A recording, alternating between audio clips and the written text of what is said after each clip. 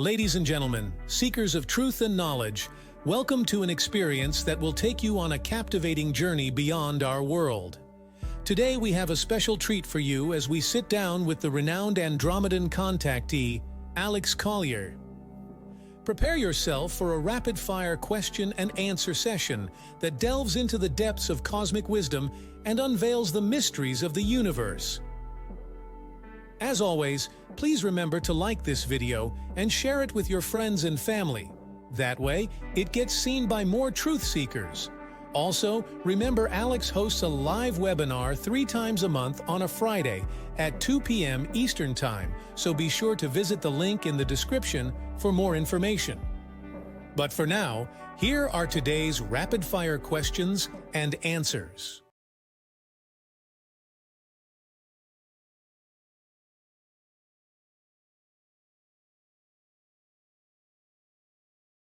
Since it seems like so many encounters are a higher percentage of male beings, could you tell me more about the A's perspective on the divine feminine females and what roles do the females typically have in their culture?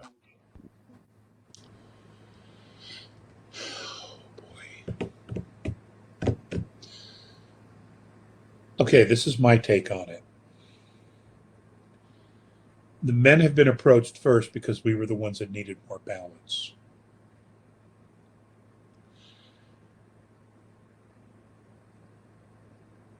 And I think the original intent in that is that they wanted to open up the perspective of men more and sooner because they realized that the feminine principle,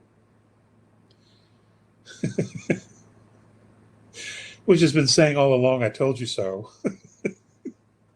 would get it just like this, where for the male principle, we're a little bit slower to put the pieces together.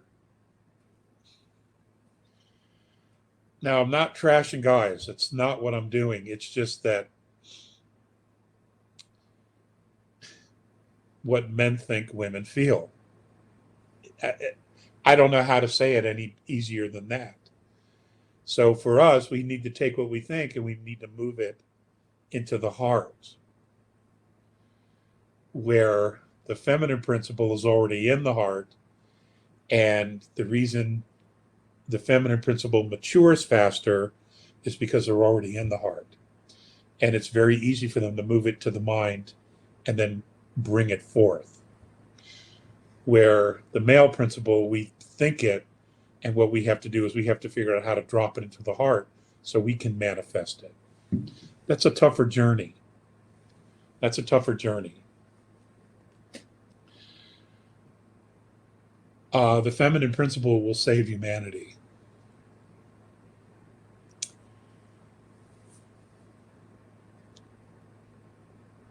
The male principle was meant always to be a responsible partner and protector.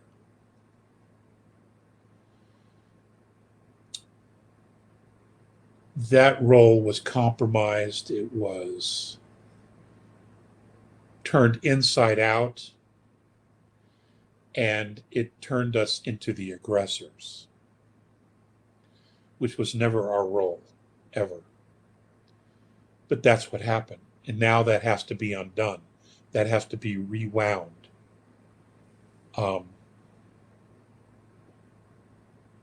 So that we can actually fulfill the role we were meant to carry and to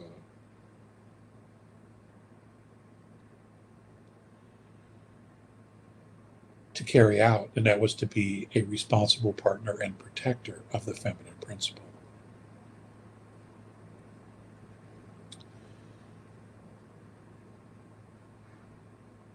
And we'll do it. We will absolutely do it.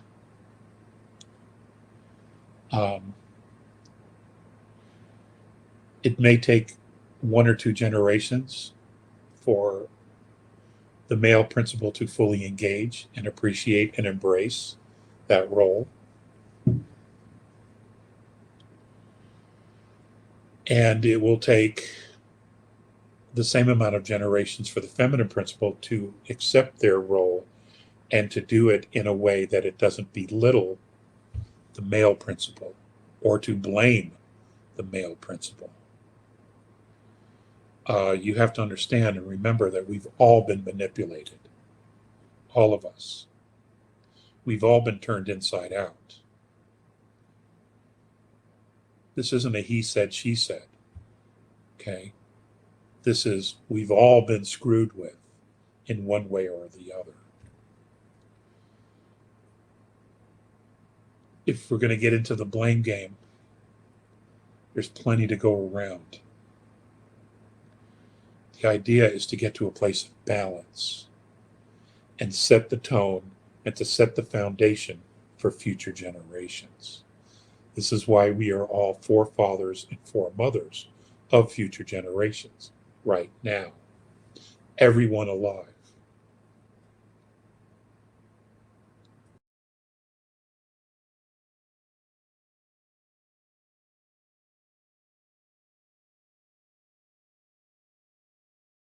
Hi, Alex. Is there a correlation between Baal, Moloch, and Enlil? Are the Sabbatean Satanists a faction created and supported by Enlil? You know, I don't know, Miss Bishop. I don't know. It wouldn't at all surprise me. But you know, when you look at what the dark side does, they project onto others that which they are. And they've always done that.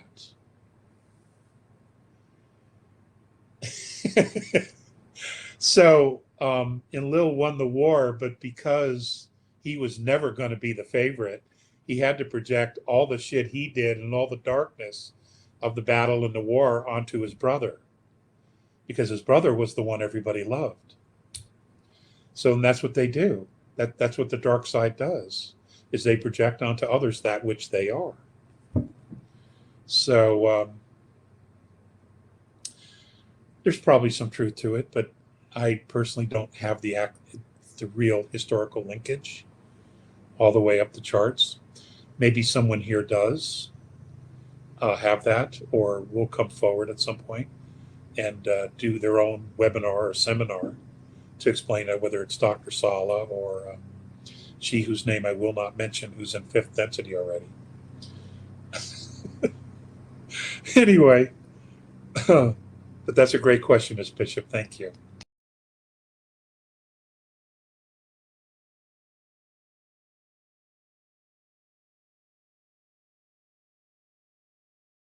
Omnek Olnek, a woman from Venus who has taken on a human body and is living in the States, has explained that they did not have to sleep in their higher frequency body, just rest the mind.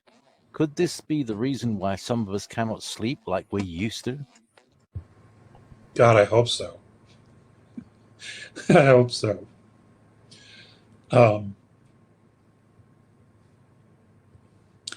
You know, if that's the case, then I'm looking forward to getting a lot more done. Um, you know, that puts a whole new spin on sleepitation, doesn't it?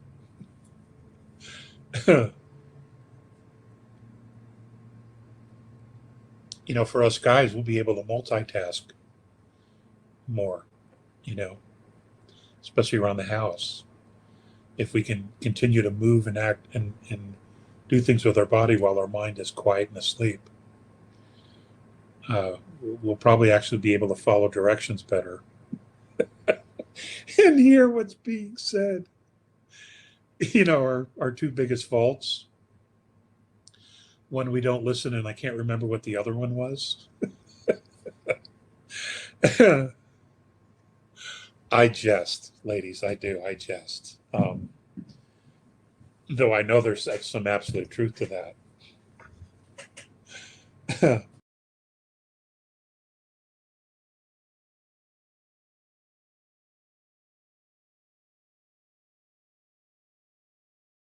When we move into 5D, asks Harriet Algra, We become invisible for the ones who stay behind. Is that correct? And if so, is it possible we wake up in a different part of the planet where we will be united with our soul group? Thank you for all you do. I do not know. I do not know the answer to that question, or especially the last part of your question. I think we're already uniting with our soul group. I think many of the people we have in our lives have been members of our soul group. It's just that everybody's been playing a different role. So let me start with that. Now, as far as moving in and out, where we become invisible,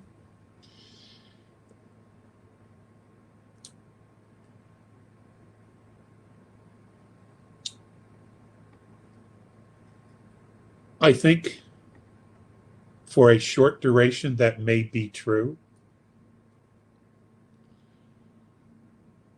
But I was always told that the kids would be the first ones to be jumping into fifth. And then they would come back and they would tell their parents, their siblings, what they were experiencing.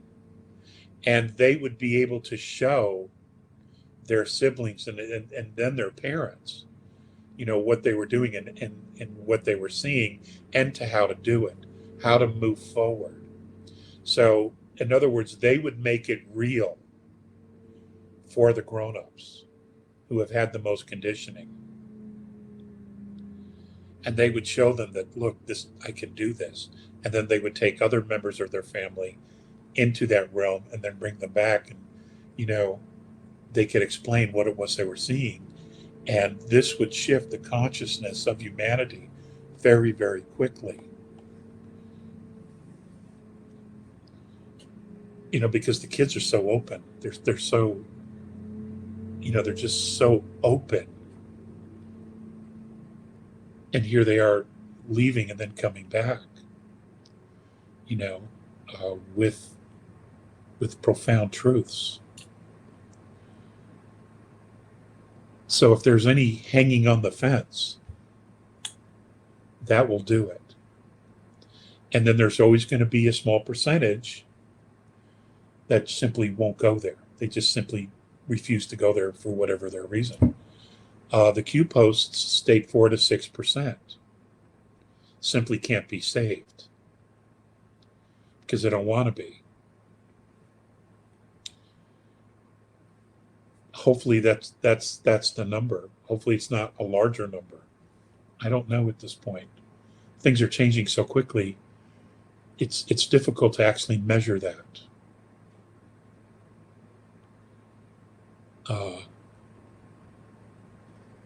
And everybody's reevaluating what it is that they want at this point.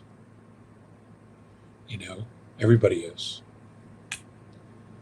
So it's promising. The future is incredibly promising.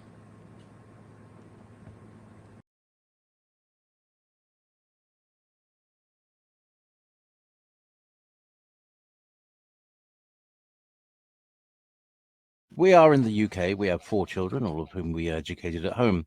The youngest 2 are 12, although they've been exposed to the truth and listened along with me on many webinars and YouTube videos. I feel like their knowledge is disjointed, and I wonder if you have any recommendations for this age group to help them strengthen their knowledge on our galactic history and everything. It's such a huge task, and I worry I'm not in possession of enough knowledge to teach them this important concept. Thank you for all you do. From Bobby. You know what? There is a young woman who spoke at the Galactic Conference. Her name is Sherry Divban, Divban, and she runs something called the Aramis Collective. Aramis is in, the cologne for men, even though the company was named after one of her daughters. Aramis Collective. Her name is Sherry Divban. They have online courses and classes in just this type of thing. I would suggest you look at her, look that up, and look at some of the content of the things that they're teaching. They're having a fundraiser, I think till Sunday, and it started yesterday. Look her up, Sherry Sherri, Divband, Divband. And she's coming with it. She's way ahead of the curve. We're all going to have to catch up with where she's going or where she is. So phenomenal. And it's all targeted for the kids to teach them about spirituality, past lives, reincarnation, um, just all kinds of things.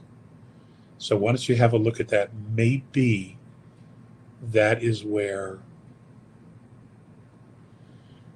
might be where the kids can connect and learn how to put things in perspective.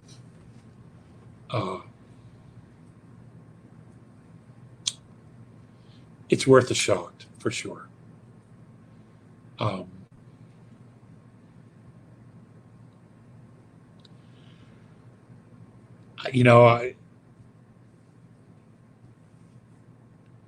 What I've done in my body of work,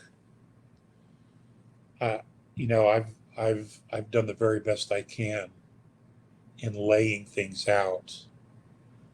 It's not a step 1, step 2, step 3, because my life hasn't been step 1, step 2, step 3. It's been quite the adventure. It really, really has.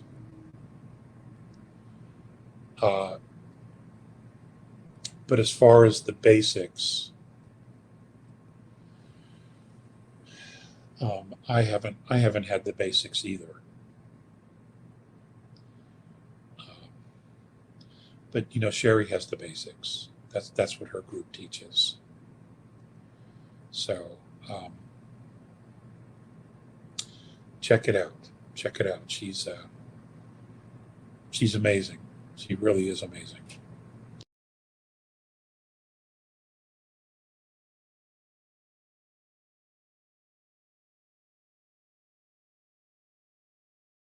Hi, Alex. In deep appreciation of you hosting these webinars. I sometimes feel like I'm in two realities at the same time. A physical one that is disconnected and a non-ordinary reality where all things are possible and in a state of flux. My question is this a normal state of being for others as well in this time? Hope my brain isn't failing in my senior years. Oh, it's normal for me. It's been that way since I was 8. And I get your challenge. It's very difficult to walk the two worlds. It's very difficult to integrate the two worlds as well, especially when one is fighting and kicking and screaming and telling you you're crazy when you absolutely know that the other world is the true world. So I get that. I know your struggle intimately. I think there's probably many people here on this channel or on the webinar who can totally relate to what you're saying. I think when you begin the process of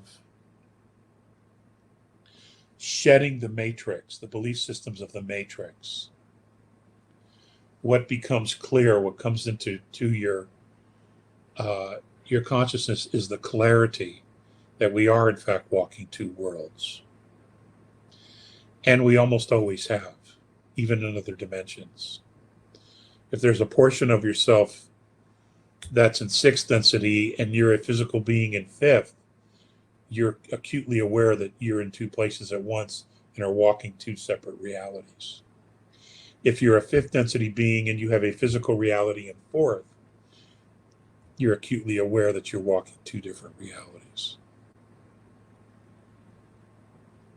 I think it's just the nature of the test, of the path that we choose.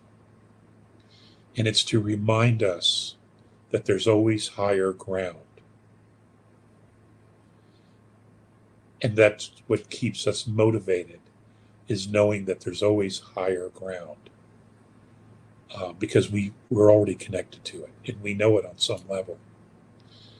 And it keeps the curiosity there. It keeps the adventure there. It keeps us searching for more and more answers and for more and more information and knowledge. not only about ourselves, but about the world we're in, is that we always know that there's higher ground.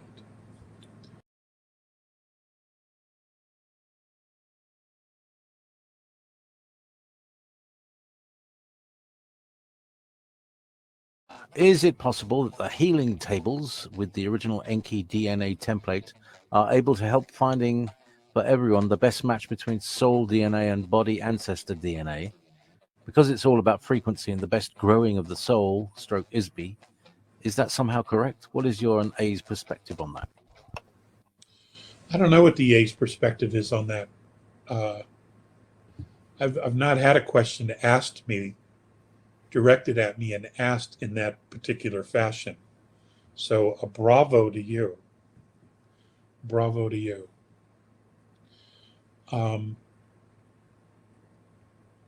I don't know what the A's perspective on that would be.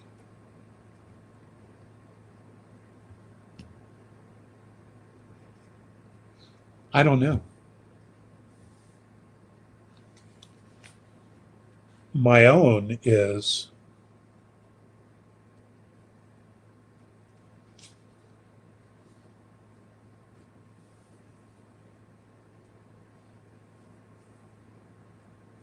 it would make sense to choose a genetic lineage that you would not only be familiar with, but that could give you the knowledge and the experience that you're seeking to round your soul experience out.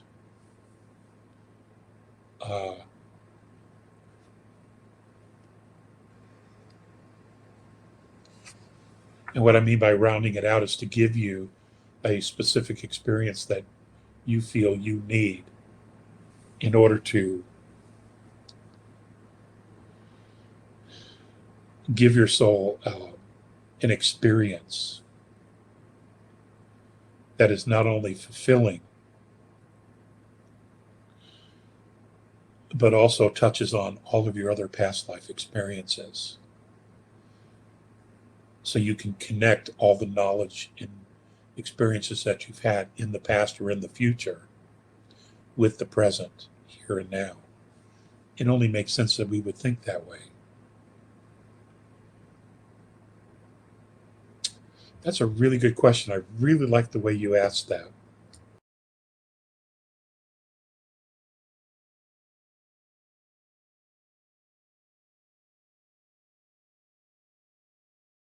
Sometimes when I lie down, my body starts humming stroke vibrating. After a while, I feel better. Could this be some kind of energy gift from the stars to keep depleted starseeds going? Maybe because this whole light process has taken longer than foreseen, there is some refueling program. Whatever it is, I'm so grateful for it. Yes, it could be. It could also be the earth. It could be your own soul. It could be that that humming is actually your soul's frequency. So you're listening to your own frequency.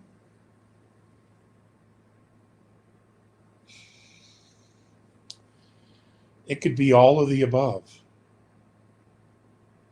or just one.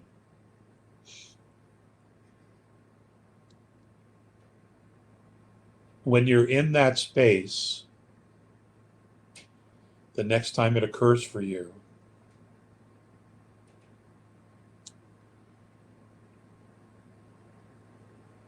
ask for the point of origin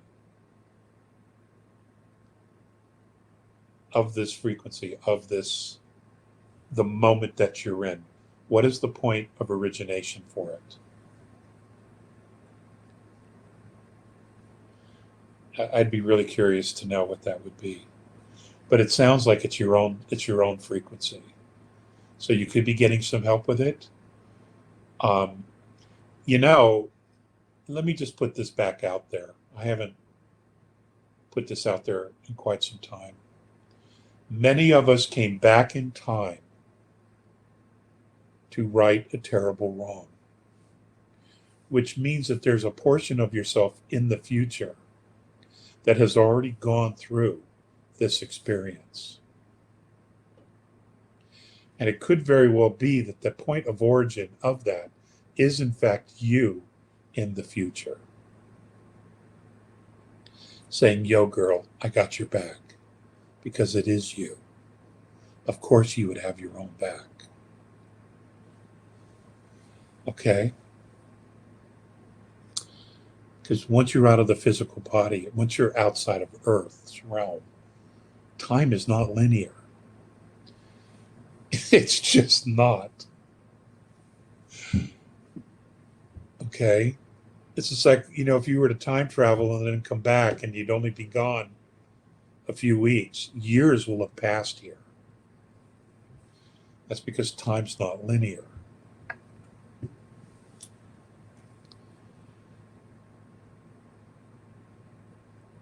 But that's a whole nother story. There you have it, fellow truth seekers. An enlightening and exhilarating rapid-fire question and answer session with the remarkable Alex Collier, sharing his profound encounters with the benevolent Andromedan extraterrestrial beings. As we continue our cosmic journey, let us embrace the wisdom of the Andromedans and carry their message of love, unity, and compassion with us. Together, we can create a world where humanity stands united, ready to embrace the wonders that await us in the vast expanse of the universe. If you found this rapid-fire question and answer session fascinating, hit that like button and share this video with your friends and family. Subscribe to our channel and ring the notification bell so you never miss out on more captivating content like this. Thank you for joining us on this incredible adventure. Until next time, may the stars guide you on your path of enlightenment and exploration. And remember to always seek knowledge and stay curious. If you want to get the latest information from Alex Collier, we host a live webinar 3 times a month on a Friday at 2 p.m. Eastern Time. For more information and dates of upcoming live webinars, please visit alexcollier.org. Please click on one of the above videos to seek more of Alex Collier's knowledge.